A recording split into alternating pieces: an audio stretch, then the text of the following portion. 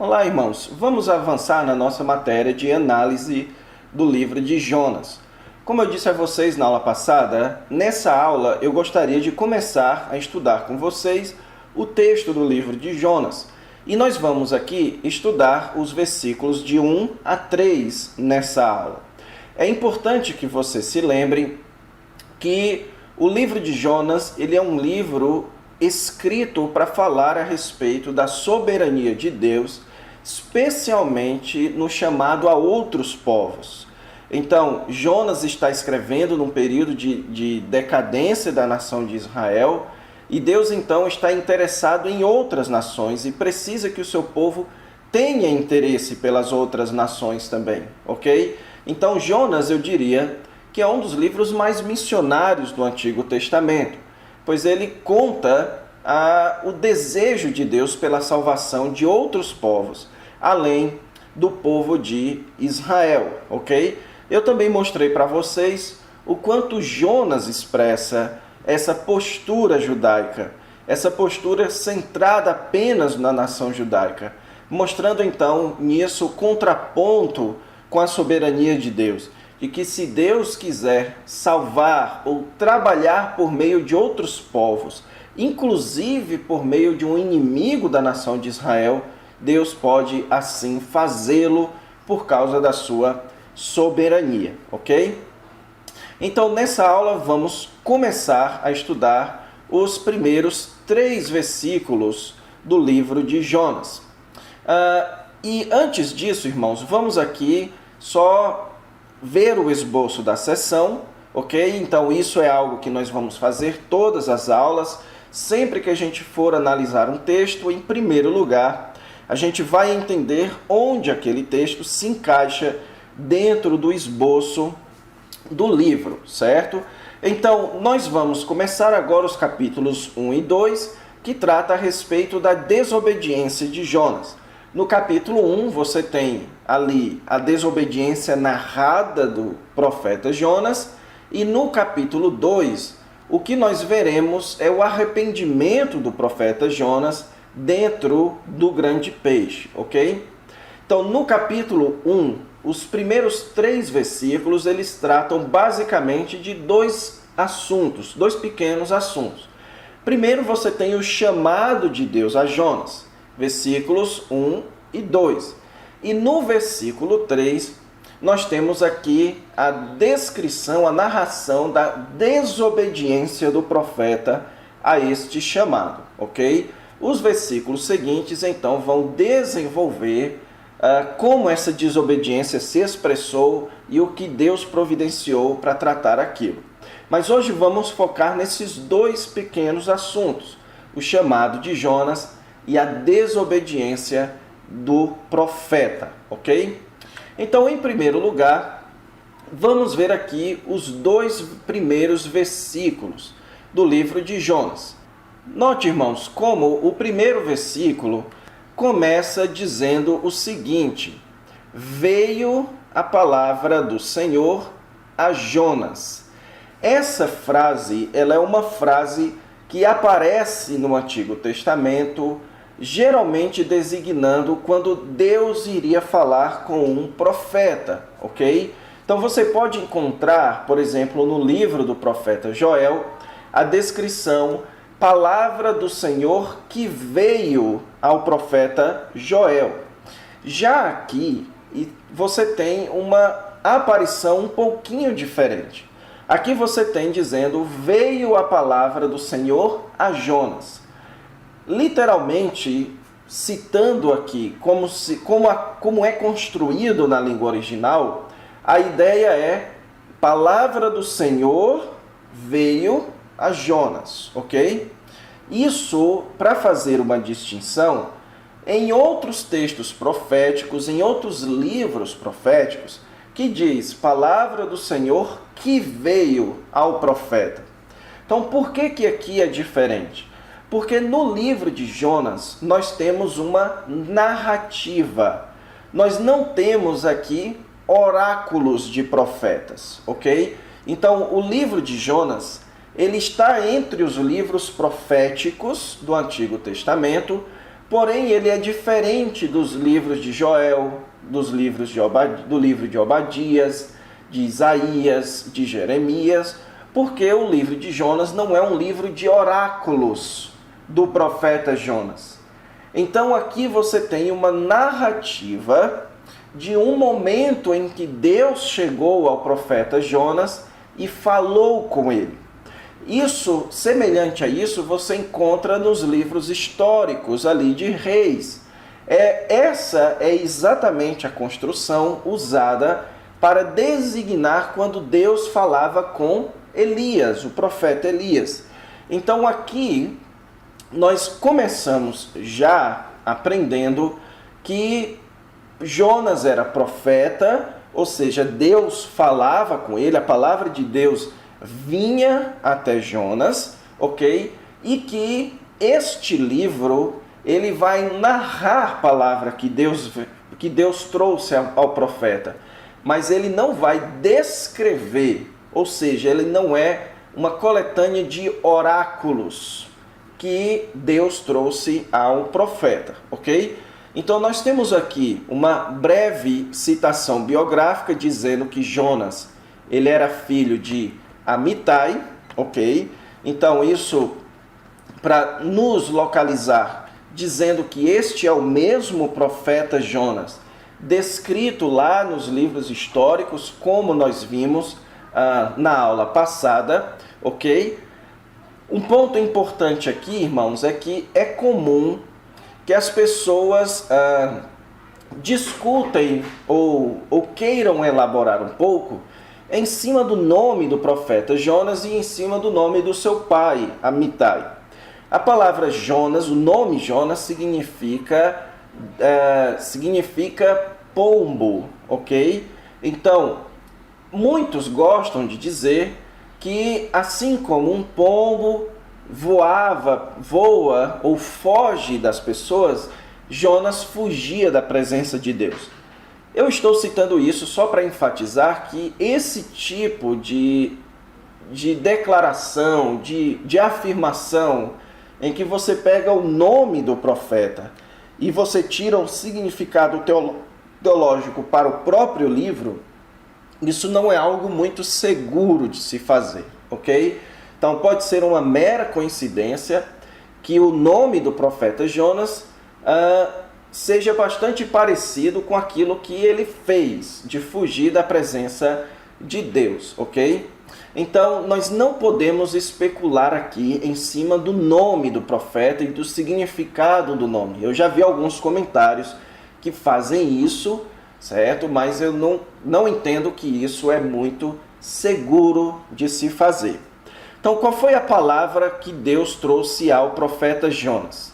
Primeiro, o texto diz, dispõe-te. A palavra dispõe-te aqui, ela tem a ideia de levanta-se. Ou então, toma uma decisão, toma uma disposição. A disposição de quê? Ele deveria ir. Então, provavelmente, Jonas estava em Israel, ok? E ele deveria se locomover de onde ele estava até a cidade de Nínive. Ele não poderia fazer aquela profecia de onde ele estava. Ele deveria ir até a cidade de Nínive. Isso é muito comum, irmãos, e Deus fazer esse tipo de chamado. Você tem esse tipo de chamado a Abraão, dizendo que Abraão deveria sair da terra para uma terra que Deus mostraria. Você tem esse tipo de chamado sendo feito a Moisés. Deus dizendo ou mandando Moisés se dispor a ir até o Egito de volta para libertar o seu povo. Você também tem, certo, esse tipo de chamado aqui no próprio Novo Testamento, certo? Quando o Senhor Jesus Cristo diz, ide e fazei discípulos. Então isso é muito comum na Bíblia, esse tipo de chamado, em que Deus manda com que o profeta saia do seu lugar e vá até outro lugar. E também não esquecendo que Deus também fez esse tipo de chamada ao profeta Elias, dizendo que ele se dispusesse e fosse até os filisteus, ok? Então, Jonas deveria se dispor e ir até onde? O texto diz até a grande cidade de Nínive. Bem, irmãos, eu queria comentar alguns pontos importantes aqui. Nínive, nessa época, ela era a capital da Assíria, ok? Então, a Assíria era um dos principais impérios ou países, digamos assim, naquela época. Naquele momento histórico, a Assíria ela estava passando por um processo de declínio, ok? Mas se você já estudou a história, você deve saber aquilo pelo qual os assírios eles eram os mais conhecidos. A população assíria, e Nínive era a capital da Assíria, eles foram um povo bem avançado na questão armamentista. Então eles tinham uma grande produção de armas, e no caso armas de metais, e eles eram extremamente cruéis na dominação de povos que eles conquistavam. Há relatos de que eles praticavam, certo? De que eles esfolavam os seus prisioneiros, eles retiravam suas peles. Há relatos de que eles levavam os seus prisioneiros presos em argolas presas aqui dentro da boca, ligadas por correntes uns aos outros, ok? Então os assírios sempre foram conhecidos como sendo um povo de grande crueldade. Outro detalhe importante aqui é a menção aqui da palavrinha grande, ok? Por que isso é importante? Porque dentro da narrativa de Jonas, você vai encontrar constantemente a citação da palavra, o uso da palavra grande. Isso daqui reforça o caráter narrativo do livro de Jonas. O escritor de Jonas, ele não nos conta quão grande era a cidade de Jonas. Então ele está trabalhando aqui com a sua imaginação, ok? E em todos os 4 capítulos, essa palavrinha grande aparece. Você tem uma grande cidade, você tem um grande temporal, você tem um grande peixe, certo? E você tem uma grande tristeza do profeta Jonas. Então a palavrinha grande ela é uma palavra-chave dentro, uma palavra predileta dentro do livro de Jonas, ok? Então, Deus manda que Jonas fosse a uma grande cidade chamada Nínive. Cidade essa que era capital de um império que era inimigo da nação de Israel, que era hostil à nação de Israel, que inclusive já havia guerreado sobre Israel, mas que estava agora em um processo de decadência, mas que possivelmente, Jonas previa isso, Nínive poderia retornar à sua grandeza e voltar a atacar Israel. E foi o que de fato aconteceu. Então Deus manda ele ir até essa cidade e o texto diz que Jonas deveria clamar contra Nínive. Nós não temos até aqui a descrição do que Jonas deveria dizer a este povo. A ideia de clamar contra traz sim uma ideia de julgamento, de exortação, ok? Mas nós não sabemos se Deus especificou para Jonas. Provavelmente não. O narrador aqui do livro de Jonas simplesmente deixa em aberto. Deus apenas queria que Jonas clamasse contra Nínive, ok? Por que Jonas deveria fazer isso? Porque a malícia de Nínive subiu até Deus, ok? Então, o que eu quero enfatizar com isso? Outra palavra-chave no livro de Jonas é a palavrinha malícia, certo? A palavra traduzida aqui por malícia, ela é a palavrinha mal, porque o mal de Nínive subiu até Deus, certo? essa palavra mal, ela agora é aplicada a Nínive, mas depois ela vai ser aplicada a Deus, nós vamos ver aquilo. Deus promovendo um mal contra o povo o povo de Nínive. Deus queria promover o mal contra eles. Então, mostrando aqui que os seres humanos, quando eles cometem maldade, a sua maldade ela é pecaminosa, ela é uma maldade moral contra Deus. Agora, Deus tem o direito de realizar uma maldade e injustiça contra os seres humanos, e essa não é uma maldade moral, ela é uma maldade no sentido de justiça, de algo punitivo que Deus está realizando, ok? Mas é importante que você saiba que aqui aparece para Nínive, depois aparece para Deus e depois aparece para Jonas, o próprio profeta Jonas, ok? Então, o que nós vemos em resumo aqui nestes 2 primeiros versículos?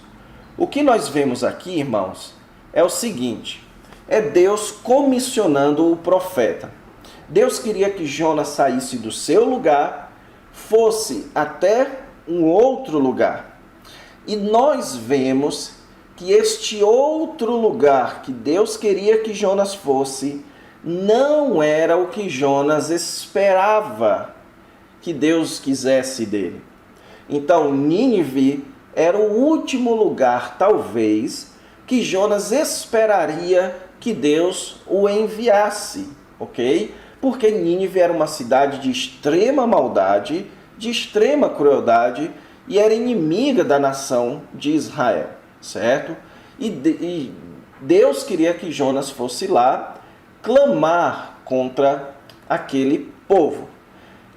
Agora nós entramos no versículo 3, que descreve aqui a resposta de Jonas ao que Deus diz. Note como o versículo 3 começa dizendo: Jonas se dispôs. Você espera então que aqui seja um sinal de obediência. Então Deus diz: dispõe-te e vai. O que Jonas fez? Ele se dispôs para fugir. Ele não se dispôs a ir, ele se dispôs a fugir. A equação é mais ou menos a seguinte, irmãos. Deus disse: se dispõe para ir. O que ele fez foi se dispor para fugir. Certo?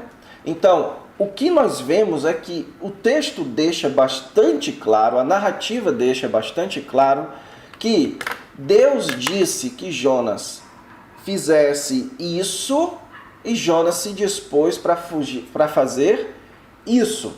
Só que Deus disse para Jonas ir até a cidade de Nínive. Jonas se dispôs a fugir, o texto nos diz, da presença do Senhor, certo? Agora você se pergunta, como é que Jonas queria fugir da presença do Senhor? Provavelmente aqui nós temos a menção de uma concepção comum ali na região de Israel, de que Deus estava presente em Israel, ok? Então, é possível, agora veja, eu não estou sendo categórico aqui, mas é possível que o narrador esteja usando de uma certa dose de ironia aqui. Isso porque nós vamos ver na oração de Jonas, que Jonas sabia que Deus era o Criador de toda a terra e estava presente em todos os lugares. Então, Jonas fugir da presença do Senhor é como se Jonas estivesse fugindo de Israel, como se ele, ao fugir de Israel, ele estaria fugindo do lugar de habitação de Deus na concepção de Jonas. Jonas concebia que Deus ele era o Deus apenas de Israel. Então, se ele fugisse de Israel, ele estaria fugindo da zona de atuação de Deus, ok? o que o texto do livro de Jonas posteriormente vai nos mostrar que era uma grande ilusão da parte de Jonas isso. Então ele se dispôs a fugir de Israel, do lugar da presença de Deus, certo? Do lugar onde estava o trono e o templo de Deus, e ele foi para Tarsis. A cidade de Tarsis, irmãos, não se tem tanta certeza da sua localização precisa, ok? O lugar mais aceito é que essa cidade se localizava na Espanha, o que nos mostra que Jonas fugiu para o extremo oposto. Então eu tenho aqui um mapa para mostrar a vocês de como teria sido a viagem de Jonas, certo? Então, Jonas estava aqui, na região de Israel. Deus mandou que Jonas viesse para Nínive, que ficava a nordeste, ou aqui ao norte, então ficava aqui a nordeste de Israel. O que Jonas fez foi vir para Tarsis, que provavelmente ficava na Espanha, o que implica, veja bem, o que implica o extremo oposto de Nínive. Então lembre da equação que eu disse, Deus mandou ele ir para Nínive e ele fugiu para o extremo oposto daquilo que Deus queria. Agora note um detalhe interessante, irmãos. A viagem até Nínive, ela era uma viagem relativamente curta. A viagem a Tarsis era uma viagem extremamente longa e cansativa. Agora imagine naquela época a dificuldade de se conseguir um barco que saísse daqui até a região de Tarsis. Também imagine a exposição a temporais, a exposição a doenças em alto mar, a exposição a piratas, ok? Então imagine a quantidade de vezes que esse barco deveria parar em locais estranhos, em locais perigosos, ok? Imagine o tamanho dos peixes que tinham no mar Mediterrâneo naquela época. Tanto é que Jonas foi tragado por um grande peixe. Então note que a viagem para Tarsis, ela era uma viagem muito mais perigosa, muito mais cara, muito mais dispendiosa, uma viagem muito mais difícil de se fazer, mas que o profeta preferia passar por todo este sofrimento a obedecer a Deus e fazer essa curta viagem a Nínive, ok? Então, voltando aqui ao nosso texto, veja que o texto bíblico nos diz que ele achou um navio, ou seja, Jonas contou com a sorte de encontrar um navio indo para Tarsis. O texto diz também que ele pagou sua passagem, ou seja, ele teve a sorte de encontrar o navio e tinha dinheiro suficiente. E o texto diz que ele embarcou nele para com eles ir para Tarsis. Agora, o que eu quero destacar aqui, irmãos, é mais um elemento narrativo. E note aqui como o texto descreve a ida dele para Jope. A cidade de Jope era uma cidade portuária que ficava na região ali perto do mar Mediterrâneo. O texto diz que ele desceu a Jope. Se tratando de uma narrativa, nós não podemos entender este verbo descer aqui como uma mera descrição, porque nós vamos ver, certo, com o andamento da narrativa, que o autor de Jonas está descrevendo o processo de afastamento dele de Deus. Então, Deus apareceu para Jonas, Jonas desceu para Jope, depois ele desceu para o fundo do barco, depois ele desceu para o mar e desceu para o ventre do peixe.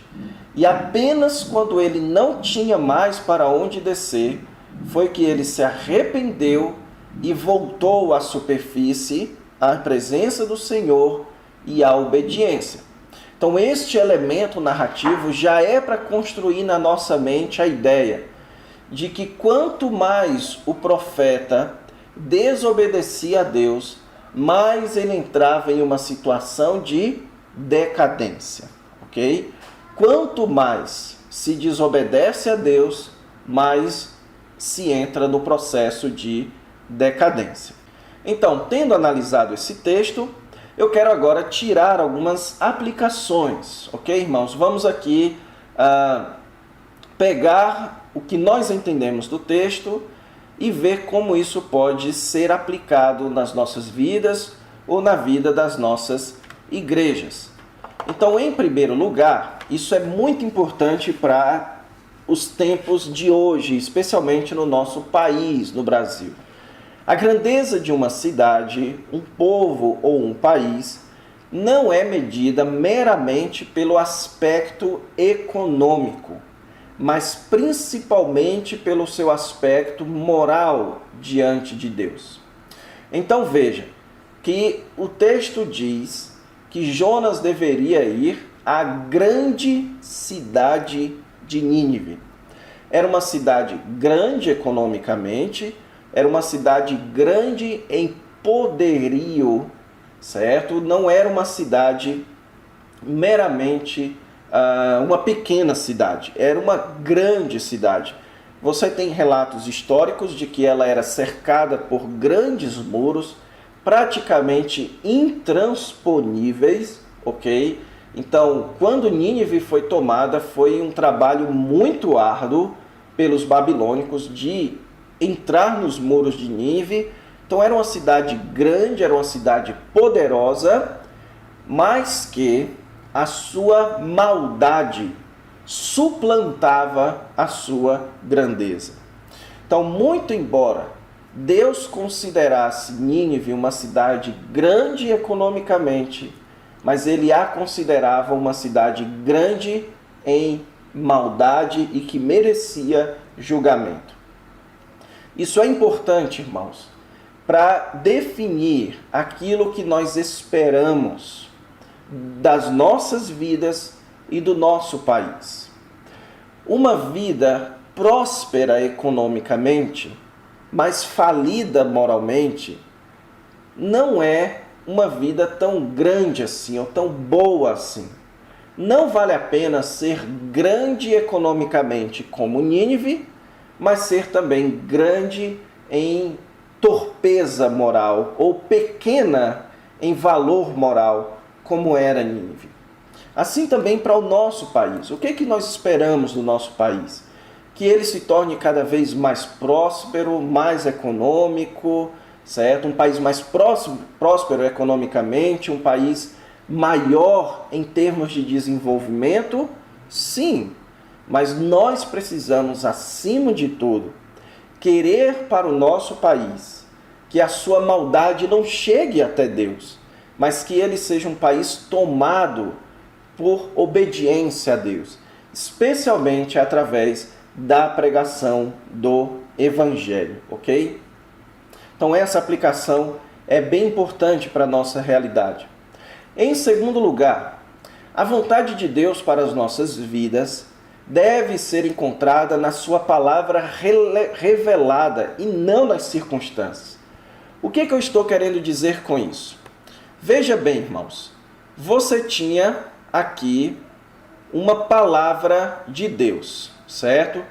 Qual era a palavra de Deus? Que Jonas deveria ir a Nínive e clamar contra ela. Então você tinha uma palavra de Deus. Em contrapartida, você tinha Jonas, ele tinha saúde para ir até Jope. Ele tinha também dinheiro para comprar um barco ou uma passagem, ele tinha um barco disponível e ele tinha vaga neste barco. Então, note aqui que Jonas tinha uma palavra, mas ele tinha 4 fatos circunstanciais a favor do que ele queria. O que eu quero dizer com isso? É muito comum, irmãos, que nós tomemos decisões para as nossas vidas observando as circunstâncias.